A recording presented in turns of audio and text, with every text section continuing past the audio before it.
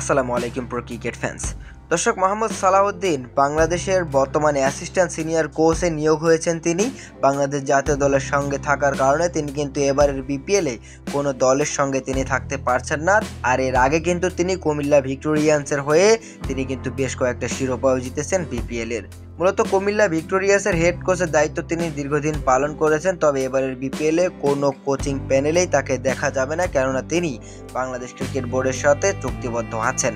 তবে তিনি কিন্তু বিপিএল এর সমস্ত খেলোয়াড়দের পাশে থাকবেন, এরকমটা তিনি বলেছেন এই বিপিএল এ কোনো দলের সাথে না থাকলেও আমার কাজ হচ্ছে প্লেয়ারদের দেখা কে কেমন করছে, আর যদি কোনো প্লেয়ারের প্রয়োজন হয় আমাকে, আমি সব সময় আছি প্লেয়ারদের সাহায্যের জন্য।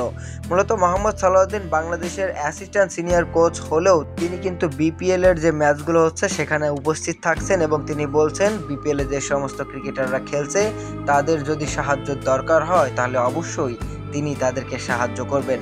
মূলত মোহাম্মদ সালাউদ্দিন বাংলাদেশের অ্যাসিস্ট্যান্ট সিনিয়র কোচ হওয়ার পর কিন্তু বাংলাদেশের অনেক ক্রিকেটাররাই অনেক বেশি খুশি হয়েছে, আর খুশি হওয়ারই কথা, কেননা মোহাম্মদ সালাউদ্দিনকে কিন্তু খুব করে চেয়েছিল বাংলাদেশের ক্রিকেটাররা সহ বাংলাদেশের সমর্থকেরাও।